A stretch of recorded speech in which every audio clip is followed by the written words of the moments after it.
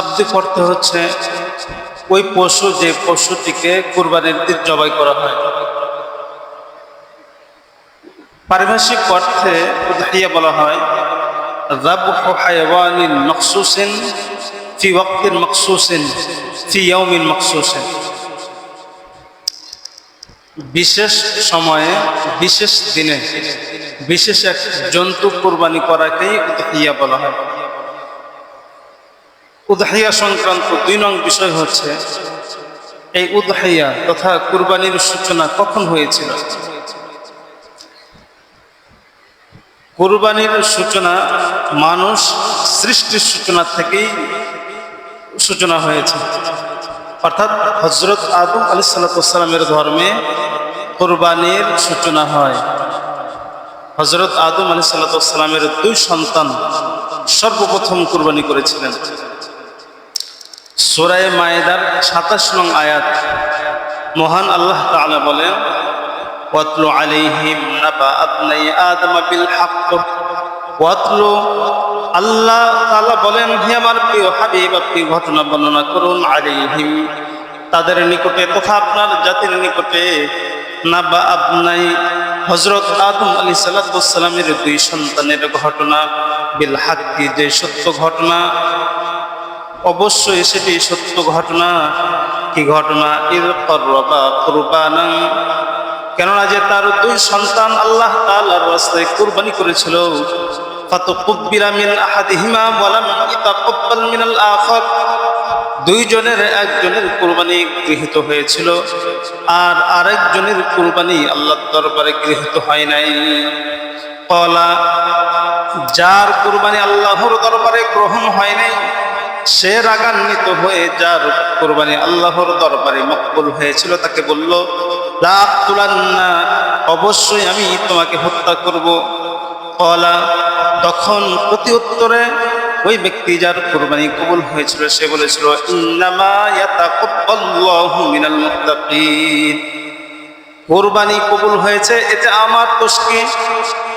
কারণ আল্লাহ তাআলা তো কুরবানি কবুল করছেন আর আল্লাহ তাআলা মুত্তাকি পরহেজগার যারা তাদের কুরবানি কবুল করে থাকেন। তো এই যে সূরা মায়েদার 27 নং আয়াত, এই আয়াতের মধ্যে আমরা পেলাম যে হযরত আদম আলাইহিস সালামের 2 সন্তান সর্বপ্রথম কুরবানি করেছিলেন। এই আয়াতের মধ্যে অনেক কিছু জানার বিষয় আছে আমাদের। আদম আলাইহিস সালামের সন্তান কুরবানি করলো 2 সন্তান। প্রথমত আয়াতের মধ্যে তাদের নাম নেই, তাদের নাম কি ছিল 2 সন্তানের? 1 নং বিষয় জানার। 2 নং বিষয় হচ্ছে যে তারা যে কুরবানি করেছিল, কেন কুরবানি করেছিল, কারণ কি ছিল? 2 নং বিষয়। 3 নং বিষয় হচ্ছে যে তারা কোন বস্তু দিয়ে কুরবানি করেছিল, জন্তু দিয়ে, পশু দিয়ে নাকি অন্য কোনো জিনিস দিয়ে? 4 নং বিষয় হচ্ছে যে আয়াতের মধ্যে বলা হলো যে একজনের কুরবানি কবুল হয়েছিল আর একজনটা হয় নাই। তো কবুল হলো আর কবুল হয় নাই এটা কেমনে বুঝছিল তারা? তার মানে কবুল হওয়ার আলামত কি ছিল? এই 4 বিষয় আয়াতের মধ্যে নেই, তাফসীরের মধ্যে আছে, হাদিসের মধ্যে আছে। তাফসীরের একটি গ্রন্থ আছে তাফসীর ইবনে কাসির, এই গ্রন্থের 3 নং খণ্ডের 82 নং পৃষ্ঠার মধ্যে এসব কিছুর উত্তর আছে। عن ابن عباس وعن ابن مسعود وعن ناس من أصحاب النبي صلى الله عليه وسلم, এই আয়াতের তাফসীরটি হযরত আব্দুল্লাহ ইবনে আব্বাস, রাসূলের সাহাবী হযরত আব্দুল্লাহ ইবনে মাসউদ এবং আরো অনেক সাহাবী থেকে বর্ণিত। কি তাফসীর? আন্নাহু কানা লা ইউলাদু লিআদামা মাউলুদুন ইল্লা বুলিদা মাআহু জারিয়াতুন, হযরত আদম আলাইহিস সালামের যমজ সন্তান গ্রহণ করত। তো যখনই যমজ সন্তান গ্রহণ করত তখন একজন পুত্র সন্তানের সাথে একজন কন্যা সন্তান জন্মগ্রহণ করত। তো ফাকানা ইযাওয়াজু গোলাম হাদা, ফাকানা ইযাওয়াজু গোলাম হাদাল বাতনি জারিয়াত হাদাল বাতনুল আখির। তো হযরত আদম আলাইহিস সালামের এই সন্তানদের মাঝে বিবাহের রীতিনীতি এমন ছিল যে প্রথমবার যে পুত্র সন্তান গ্রহণ করত, পুত্র সন্তান জন্মগ্রহণ করত, তার সাথে দ্বিতীয়বার যে কন্যা সন্তান জন্মগ্রহণ করত তার সঙ্গে বিবাহ দেওয়া হতো। ওয়াইজাব্বাজু জারিয়াতু হাদাল বাতনি গুলামা হাদাল বাতনিল আখর।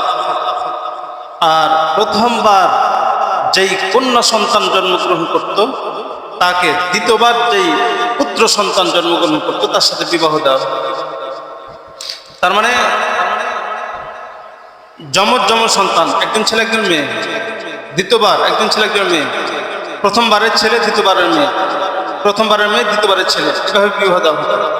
যমজ ভাই বোনের বিবাহ না জায়েজ ছিল, কিন্তু পরের যে ভাই বোনগুলো ছিল এদের সাথে বিবাহ বৈধ ছিল।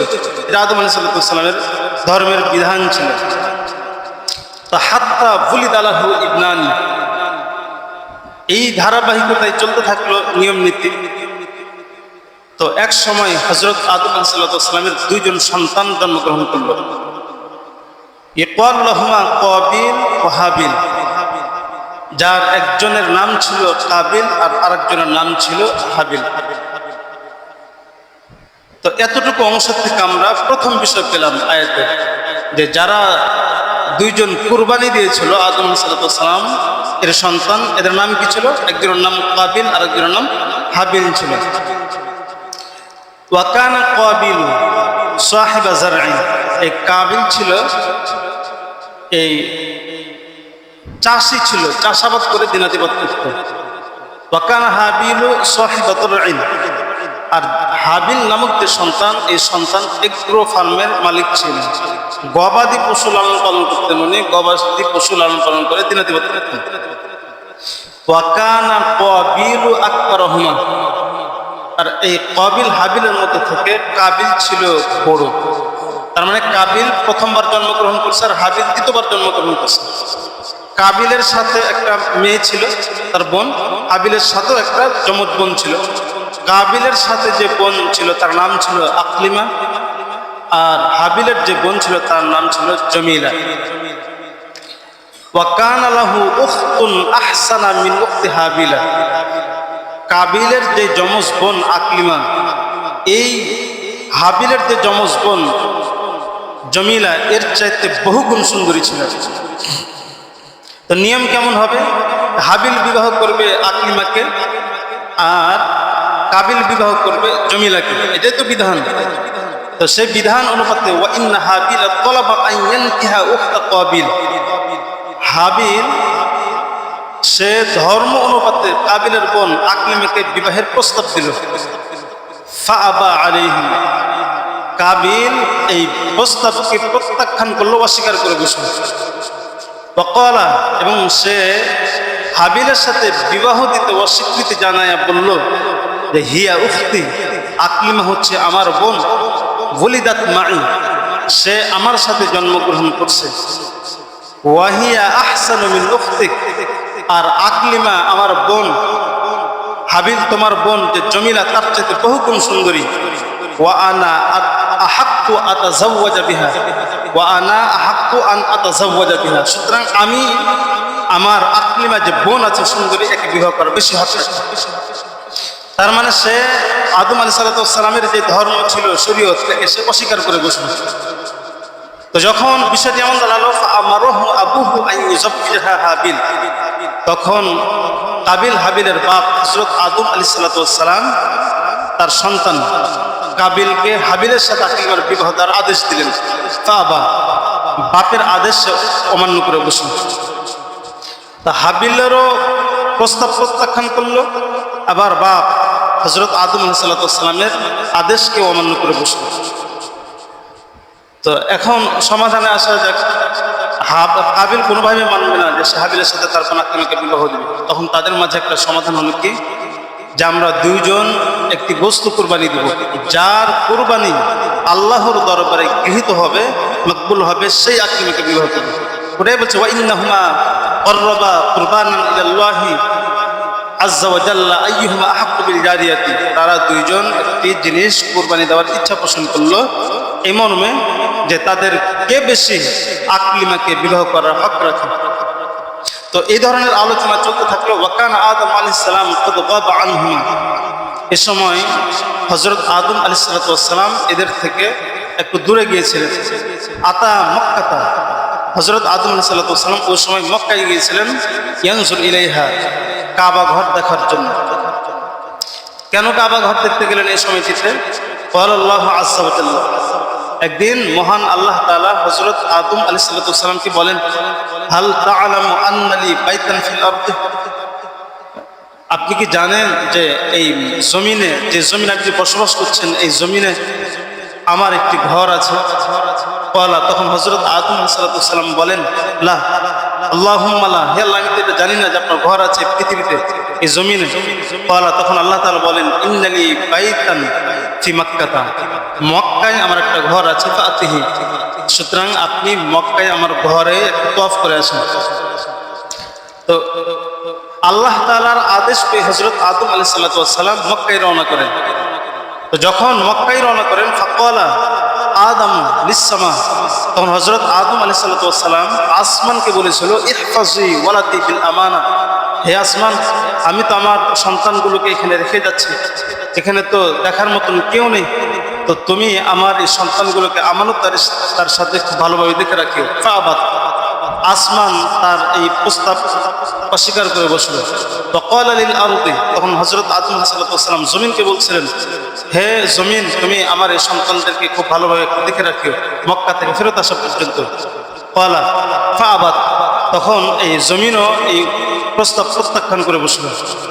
ওয়াকালা লিল জিবালি, এরপরে হযরত আদম আলাইহিস সালাম পাহাড়কে বলেছিলেন, ফাআবাদ, পাহাড়ও এই প্রস্তাব প্রত্যাখ্যান করেছিলেন। ফাকালা লিকাবিলা, চতুর্থ ধাপে গিয়ে হযরত আদম আলাইহিস সালাম তার বড় সন্তান কাবিলকে বলতেছে যে, তুমি আমার মক্কা থেকে আসা পর্যন্ত আমার এই সন্তানগুলোকে ভালোভাবে দেখে রাখিও। তো তখন সে বলেছিল যে, ফাকালা নাম, আচ্ছা ঠিক আছে, আমি দেখে রাখবো। তাযহাবু, আপনি মক্কায় যান, ওয়াতারজিউ, মক্কা থেকে আপনি কাবা শরীফ জিয়ারত করে আসেন, তওয়াফ করে আসেন। ওয়াতাজিদু আহলাকা কামা ইয়াসুরুকা, আপনি আপনার পরিবারকে ওই অবস্থায় পাবেন যে অবস্থা আপনাকে মুগ্ধ করবে, অর্থাৎ আমি খুব ভালোভাবে দেখে রাখবো। তো হযরত আদম আলাইহিস সালাম এদের থেকে বিদায় নিয়ে গেলেন। আর আগে তো কথা চলতেছিল কুরবানি করা। ফালাম্মা ইনতালাকা আদম, যখন হযরত আদম আলাইহিস সালাম তাদের সামনে থেকে বিদায় নিলেন, করবা কুরবানা, তখন তারা ওই পরীক্ষার জন্য কুরবানি করার প্রস্তুতি নিলেন। ওয়াকানা কাবিল ইয়াফখারু আলাইহি, কাবিল এখনো যখন কুরবানি করতে যাইতেছিল জন্তু নিয়ে, তখনও সে হাবিলের নিকটে গর্ব করতেছিল আর বলতেছিল যে, আনা আহাক্কু বিহা মিনকা, হে আমার ভাই হাবিল, আমি তোমার চাইতে আকলিমা, যে আমার বোন, তাকে বিবাহ করার বেশি হক রাখি। কেন? হিয়া উক্তি, সে আমার বোন, ওয়াহিয়া আহসানু, এবং সে অনেক সুন্দরী, ওয়ানা আকবর মিনকা, এবং আমি তোমার চাইতে বয়সে বড়, ওয়া আনা ওয়াসি ওয়ালিদি, এবং আমি আমার পিতার ওসি, তথা আমার বাবা যখন মক্কায় গেছে তখন আমাকে এই পরিবারের জিম্মাদারি দিয়ে গেছে, সুতরাং জিম্মাদারি যার পরিবারের, সেই পরিবারের সুন্দরী মেয়েকে বিবাহ করবে। এভাবে সে যুক্তি পেশ করতে থাকলো। তো ফালাম্মা কররবা, দুইজন যখন কুরবানি দিতে গেল, কররবা হাবিলু জাযআতান সিমনাতান, তখন হাবিল যিনি ছিলেন, উনি যেহেতু গবাদি পশু লালন পালন করতেন, তার ওই গবাদি পশুগুলোর মধ্যে থেকে মোটা তরুতাজা হৃষ্টপুষ্ট একটি উট কুরবানি দিল। ওয়াকররবা কাবিলু হুজমাতা সুম্বুলিন, আর এই যে কাবিল ছিল, এ তো কৃষক ছিল, কৃষি কাজ করত। তে করছে কি, তার যেই শস্য ছিল, ক্ষেত ছিল, ক্ষেতের একটা বড় স্তূপ আল্লাহর রাস্তায় কুরবানি করল। তো দুইজনের কুরবানির ধরন ভিন্ন, বস্তু ভিন্ন।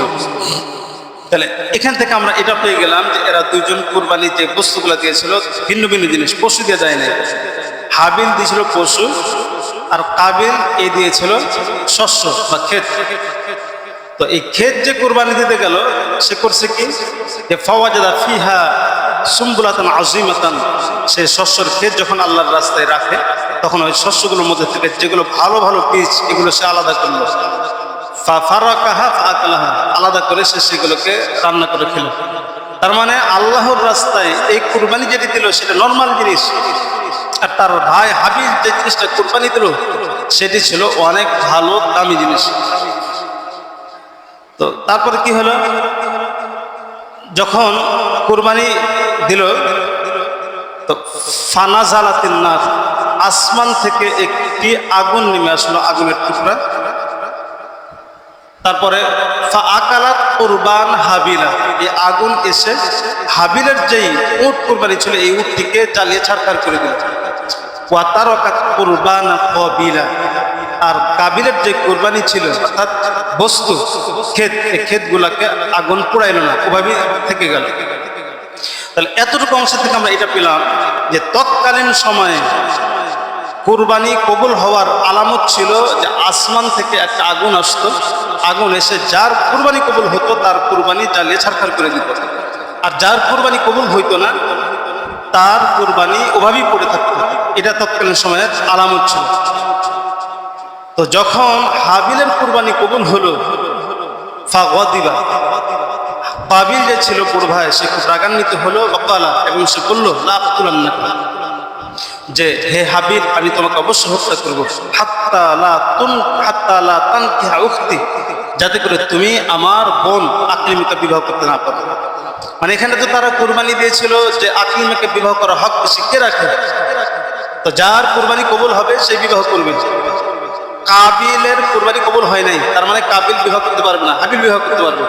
তো কবুল হইল কেন আর তুই বিবাহ করবি কেন, এর রাগে সে তার ভাই হাবিলকে বলতেছে যে লা আকতুলান্নাকা, অবশ্যই আমি তো হত্যা করবো, যাতে বিবাহ না করিস, বিবাহ করতে না পারিস।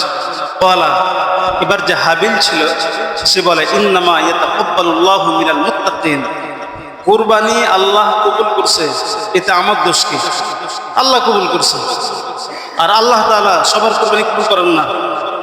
ইন্নামা ইয়াতাকাব্বালুল্লাহু মিনাল মুত্তাকিন, যারা মুত্তাকি পরহেজগার এদের কুরবানি কবুল করে। তো এই যে ঘটনা তাফসীর, এর থেকে আমরা অনেক কিছু জানলাম। কি জানলাম?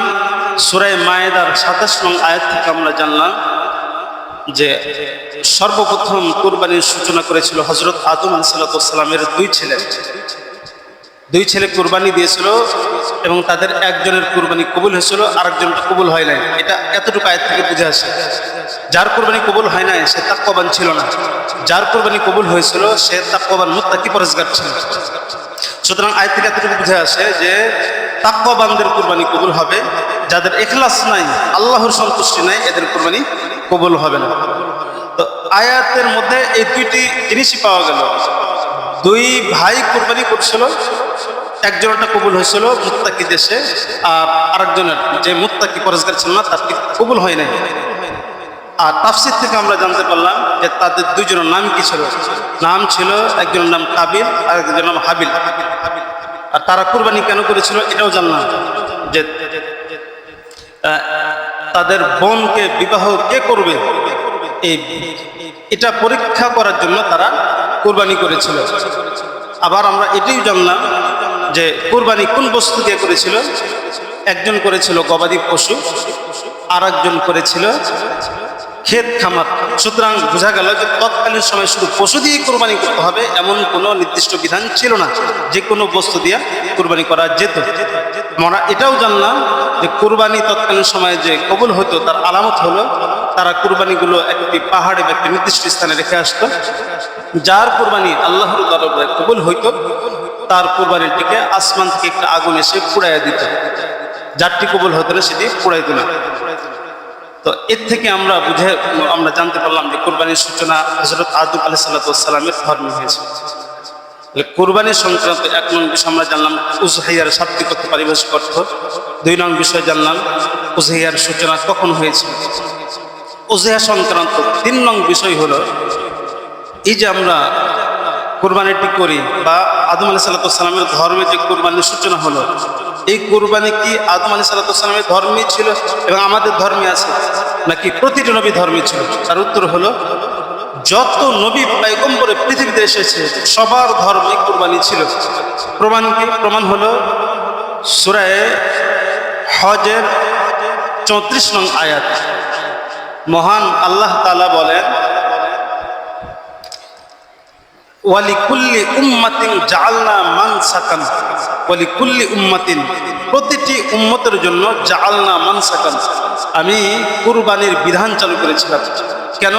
লিয়াযকুরু ইসমাল্লাহি আলা মা রাযাকাহুম, যাতে প্রতিটি জাতি আল্লাহ তাআলার নাম নিতে পারে, আলা মা রাযাকাহুম মিন বাহিমাতিল আনআম, সেই গবাদি পশুগুলোর উপর যে গবাদি পশুগুলো আল্লাহ তাআলা তাদেরকে রিজিক হিসাবে দান করেছেন। তো এর থেকে বুঝে আসে আয়াত থেকে যে প্রতিটি নবীর ধর্মে কুরবানির বিধান ছিল, তবে রীতিনীতি তরিকা সিস্টেম একটু ভিন্ন ছিল, আমাদের ধর্মে একটু ভিন্ন। আর কুরবানি সংক্রান্ত 3 নং বিষয় জানলাম যে কুরবানির বিধান কি প্রতিটি নবীর ধর্মে ছিল। তার উত্তর হলো যে অবশ্যই কুরবানির বিধান প্রতিটি নবীর ধর্মে ছিল। কুরবানি সংক্রান্ত 4 নং বিষয় হলো, আমরা যেই ইসলাম ধর্মে কুরবানি করি, পশু জবাই করি জিলহজ মাসের 10 তারিখে কুরবানির দিন, এই কুরবানির বিধান এটি কি নতুন কোনো বিধান যেটি মুহাম্মদ সাল্লাল্লাহু আলাইহি ওয়াসাল্লামকে আল্লাহ তাআলা দিয়েছিলেন, নাকি পূর্বের নবীর ধর্মেরই এই বিধান যেটি এই ধর্মে বহাল রাখা হয়েছে? তার উত্তর হলো আসলে এটা নতুন কোনো বিধান না, বরং আগের নবী তথা ইব্রাহিম আলাইহিস সালামের ধর্মে যে কুরবানি ছিল সেই কুরবানির বিধানটিকে বহাল রাখা হয়েছে। এখন প্রশ্ন হবে যে ইব্রাহিম আলাইহিস সালামের ধর্মে পশু জবের যে বিধান, এই বিধানটা কিভাবে চালু হয়েছিল? তো এটির উত্তর অনেক লম্বা, কোরআনে আল্লাহ তাআলা বলছেন, আমরা সামনের সপ্তাহে আলোচনা করব ইনশাআল্লাহ। আজকে আমরা 3টি জিনিস জানলাম। 1, কুরবানির শাব্দিক অর্থ, পারিভাষিক অর্থ। 2, কুরবানির সূচনা কখন হয়েছিল, কিভাবে হয়েছিল, কেন হয়েছিল, কোন বস্তু দিয়ে কুরবানি দিয়েছিল, এবং কুরবানি কবুল হওয়ার আলামত কি ছিল জানলাম। 3 নং বিষয় যেটি, সেটি হলো যে প্রতিটি নবীর ধর্মে কি কুরবানি ছিল? অবশ্যই প্রতিটি নবীর ধর্মে কুরবানি ছিল। আমরা যা যা শুনলাম আল্লাহ তাআলা আমাদের সবাইকে ভালোভাবে আমল করার তৌফিক দান করুন, আমিন।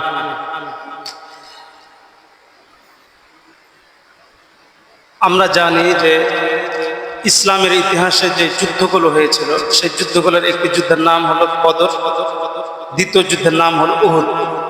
বদরের যুদ্ধ হয়েছিল হিজরতের পর, দ্বিতীয় হিজরিতে, আর উহুদের যুদ্ধ হয়েছিল 3য় হিজরিতে।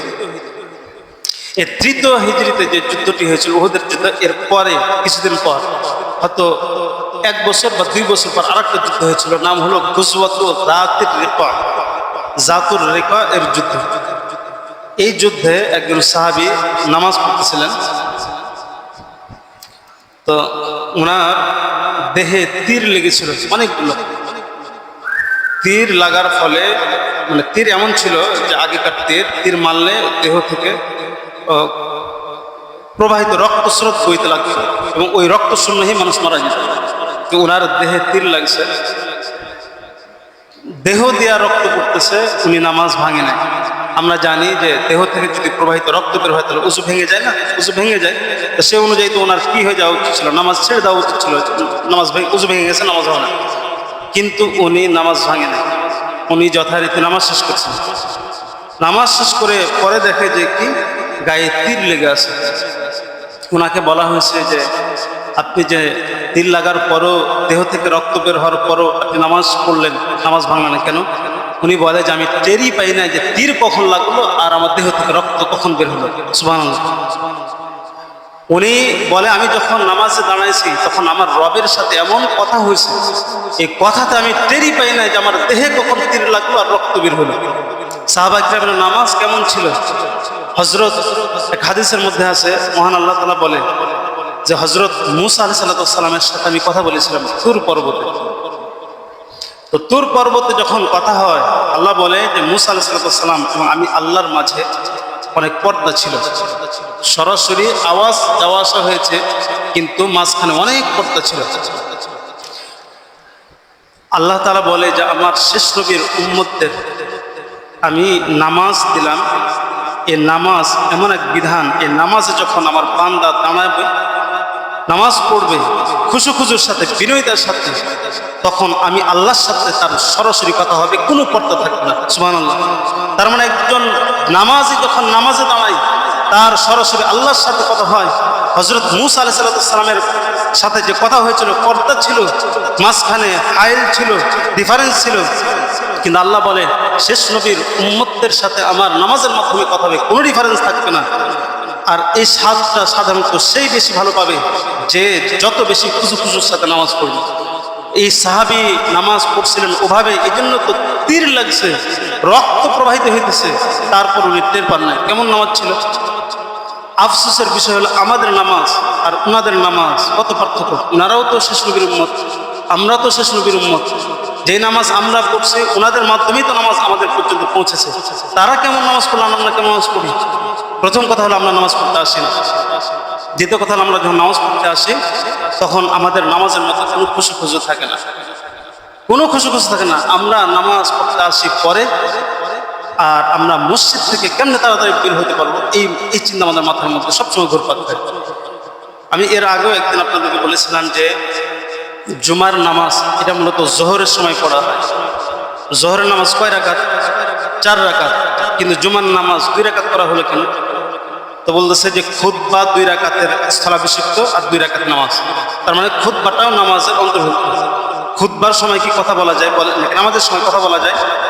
আমি নামাজে দাঁড়ালাম, দাঁড়ানোর পরে কি কথা বলতে পারবো? নামাজ থাকবে না। তার মানে খুতবার সময় কথা বলা যায়। আমি এর আগে বলছিলাম যে খুতবার সময় কথা বলা যায় না, কথা বলা সম্পূর্ণ হারাম, কথা বলা হারাম, নামাজ পড়া হারাম। এরপর হচ্ছে একজন কথা বলছে, আমি যদি তাকে বলি ভাই আপনি চুপ করেন, এটাও না জায়েজ। আফসোসের বিষয় হলো আমাদের অনেক ভাই যারা পরে আসি, বাহিরে দাঁড়িয়ে থাকি, খুতবা চলে, ওদিকে আমরা কথা বলি। আবার এরা আসে, দেখেন যখন খুতবা শুরু হয় তখন আসে না, জুমার আগের যে 4 রাকাত সুন্নাত এটা পড়ে, আবার না অনেকেই আছে যে সালাম ফিরানোর সাথে সাথে আমরা সাথে চলে যেতেছি। তার মানে জুমার নামাজের আগের 4 রাকাত সুন্নতও পড়ি না, পরের 4 রাকাত সুন্নতও পড়ি না। দেখেন 4 রাকাত সুন্নতের গুরুত্ব কিন্তু অনেক। জোহরের আগের 4 রাকাত সুন্নতের দাম অনেক না, এটা সুন্নতে মুআক্কাদা, ওয়াজিবের কাছাকাছি। ঠিক জুমার নামাজের আগের যে 4 রাকাত সুন্নত, এই 4 রাকাত সুন্নতের দামও সেরকম। আবার জুমার নামাজের পরে আরো 4 রাকাত সুন্নত আছে, এই 4 রাকাত সুন্নতের দামও সেরকম। আপনি যখন 2 রাকাত নামাজ পড়লেন, প্রথম কথা হলো আপনি খুতবাতে এসে কথা বললেন, এক অপরাধ। দ্বিতীয় অপরাধ হলো আপনি 4 রাকাত সুন্নত পড়লেন না, আরেকটা অপরাধ। আর নামাজ শেষে আপনি 4 রাকাত না পড়ে চলে গেলেন, এটা আরেকটা অপরাধ। কতগুলো অপরাধ করলেন। আফসোস হওয়া উচিত, আমাদের লজ্জা হওয়া উচিত যে সাহাবা কিরামদের গায়ে তীর লাগলো, নামাজ ছাড়লো না, আর আমরা নামাজ পড়তে আসি না। আবার যদি আসি তাহলে সেটা ত্রুটিযুক্ত করে আমি যাইতেছি, আগের 4 রাকাত বাদ, পরের 4 রাকাত বাদ, আবার খুব সমস্যা কথা বলছি।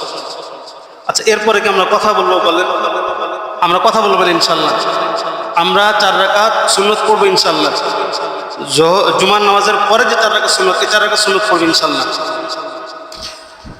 আবার আমরা অনেকে করি কি, আমরা আসছি, আসার পরে ইমাম সাহেব সালাম ফিরাচ্ছে, সালাম ফিরানোর সাথে সাথে সামনের কাতার থেকে উঠে বের হচ্ছে, দোয়া করা ছাড়া পেছনের কাতার থেকে আমরা চলে যাচ্ছি।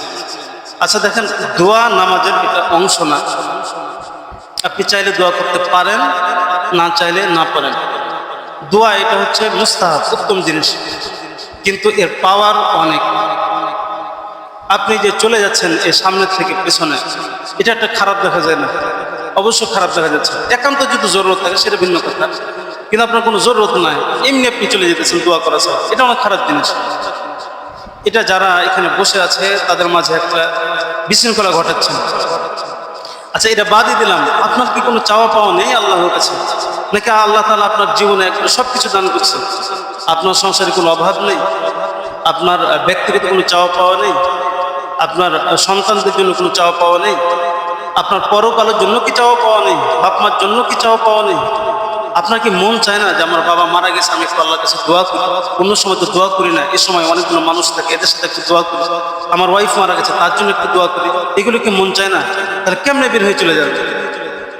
এগুলো করবেন না। একান্ত জরুরত যদি থাকে তাহলে আপনি যাবেন, না হলে দোয়া করে যাবেন। দেখবেন দোয়া যখন মানুষ করে তখন তার অন্তরটা নরম হয়। দোয়ার পাওয়ার কিন্তু অনেক। কোনো ইবাদতের ক্ষেত্রে আপনি বলতে পারবেন না যে এই ইবাদতটা সলিড না হলে আল্লাহর দরবারে কবুল হবে। যদি রিয়া পাওয়া যায়, মানুষ দেখানো পাওয়া যায়, তাহলে সেটা বাতিল বলে করলো, নামাজ রোজা হজ যাকাত সব কিছু। কিন্তু দোয়া এমন একটি ইবাদত, আল্লাহ বলছে কেউ যদি মানুষ দেখানোর জন্য দোয়া করে এবং কান্না আসে না, তারপরও কান্নার ভাব করে, তারপরে দোয়া কবুল। সুবহানাল্লাহ। আল্লাহ রসুল বলছে কান্না আসে না, আল্লাহর কাছে হাত তুলছো, চোখটা পানি আসে না, কান্নার ভান করো। আল্লাহ রসুল বলছে, কিন্তু এ কথা বলা নাই তুমি নামাজ পড়ো না, তুমি নামাজের ভান করো, এ কথা কোথাও নেই। আল্লাহ রসুল কথা কোথাও বলে নাই তুমি হজ করো না, হজের ভান করো, এ কথা বলে নাই। কিন্তু দোয়ার ক্ষেত্রে বলছে। সুতরাং বোঝা গেল দোয়া মুস্তাহাব জিনিস হলেও এর পাওয়ার অনেক, যেটা আল্লাহ তাআলা কবুল করে থাকেন। আপনার চাওয়া পাওয়াগুলো একটু আল্লাহকে বলেন, বিশেষ করে শুক্রবার দিন একটু বলেন। এক হাদিসের মধ্যে আছে যে কোনো মজলিসে যদি 40 জন মানুষ থাকে, তাহলে সেখানে অন্তত একজন মানুষ কি থাকে, ভালো থাকে। আবার এটাও আছে যে যদি কোনো দোয়াতে কোনো ভালো মানুষ থাকে, তাহলে একজনের উসিলায় সে দোয়া কবুল করা হয়। তার মানে এই দোয়াটা কবুল হওয়ার সম্ভাবনা একটু বেশি থাকে। জুমার নামাজের মানুষজন বেশি থাকে, অনেক ভালো ভালো মানুষ থাকে, অনেক মুরব্বীরা থাকেন, অনেক ছোট বাচ্চারা থাকেন, আলেম ওলামারা থাকেন, আল্লাহর অনেক প্রিয় বান্দারা থাকে। হইতে পারে এটার উসিলায় আপনার দোয়া কবুল হইতে পারে না। এই জন্য আমরা আর দোয়া করা ছাড়া যাব না। যাদের একান্ত প্রয়োজন আছে তারা যেতে পারবেন, কিন্তু তার আগে কেউ যাবেন না। ইনশাল্লাহ বলেন ইনশাল্লাহ। ইনশাল্লাহ আল্লাহ তাআলা আমাদের সবাইকে ইসলামের বিধিবিধানগুলো পূর্ণভাবে মানার তৌফিক দান করুন। আমিন। আমরা সাপ্তাহিক কালেকশনটা করে ফেলি। আমরা প্রত্যেক কাতার থেকে